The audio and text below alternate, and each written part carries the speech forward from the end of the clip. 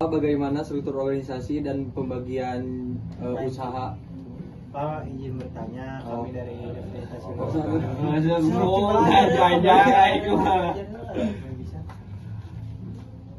Pak, izin bertanya, kami dari Universitas Siliwangi, dari Fakultas Pertanian. Ini kami ada tugas UMKM Ya. untuk menanyakan tentang usaha Ligar Furnitur ini. Ya, boleh. Jadi yang pertama itu ada bagaimana struktur organisasi dan pembagian usaha yang Bapak Kalau itu ya tergantung dari ada yang barongan, ada yang harian. Tapi kebanyakan di sini yang barongan. yang golongan. Itu kan sesuai pekerjaan. Jadi nggak menentukan tadi angka pi juga. Terus masih pertanyaan kedua. Terus Pak, bagaimana proses pengambilan keputusan dalam usaha ini? Kalau keputusan itu ketentuan ada di usaha saya sendiri ya. Kebetulan saya pemiliknya sendiri. Kalau masalah kebutuhan bagus tentunya itu tergantung dari konsumennya.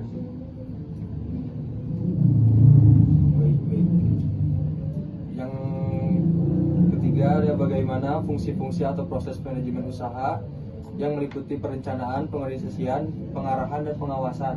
Oh, kalau pengawasan itu tidak terlalu jauh ya. Ini kan kebetulan posisi di borongan itu lebih jadi bebas, tapi asal kualitasnya yang diutamakan yang bagus.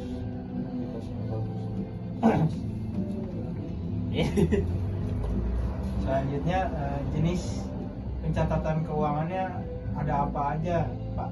Kalau jenis pencatatan keuangan yang ke satu dari pembelian limbah kayu, dari kayu yang bagus, yang nomor satu, yang nomor dua itu dicatat sampai uang makan, sampai gaji itu ada dicatat semua. Berarti ini ya memisahkan uang pribadi dan usaha ya? Oh, beda bisa. Terus ada juga dari mana sih sumber modal usaha ini bisa sampai berdirinya sekarang? Itu dulunya sumber usaha matanya itu berdua ya sama teman saya. Kebetulan dia udah bisa sendiri, jadi ini diambil alih sama saya. Jadi sekarang udah berdiri sendiri. Bagaimana Pak proses produksi produk yang dijualnya? Oh, produk yang dijual. Ya, proses produksinya. Proses produksinya dimulai dari mentah ya, dari nol sampai proses finishing terakhir, itu aja tuh. Apa saja sih bahan baku utamanya? Bahan baku lebih dari kayu, kebanyakan dari kayu.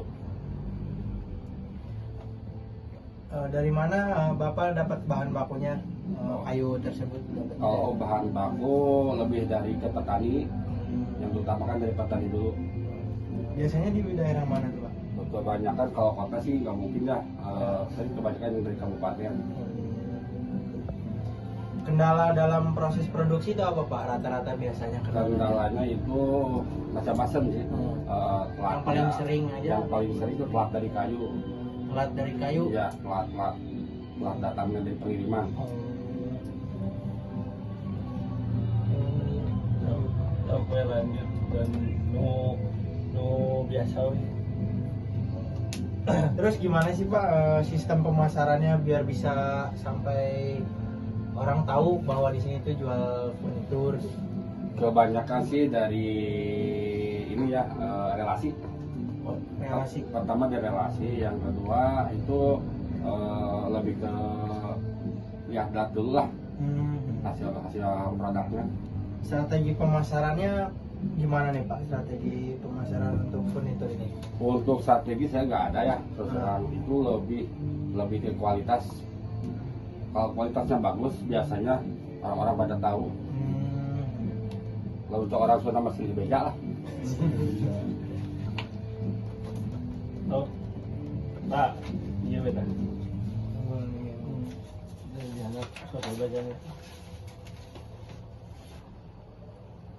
Pak, apakah Bapak memiliki mitra usaha? Kalau mitra usaha sih nggak ada. Oh nggak ada, Nggak ada. berarti sendiri. Iya. Berarti kalau nggak ada nggak bisa. Pak, peran teknologi usaha di bidang furnitur ini ada nggak Pak? Kalau teknologi paling lebih ke sosial media aja. Alat.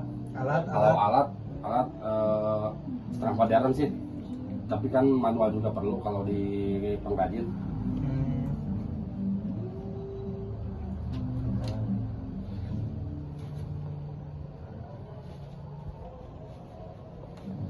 Apa sih Pak kendala utama yang dihadapi dalam menjalankan usaha ini?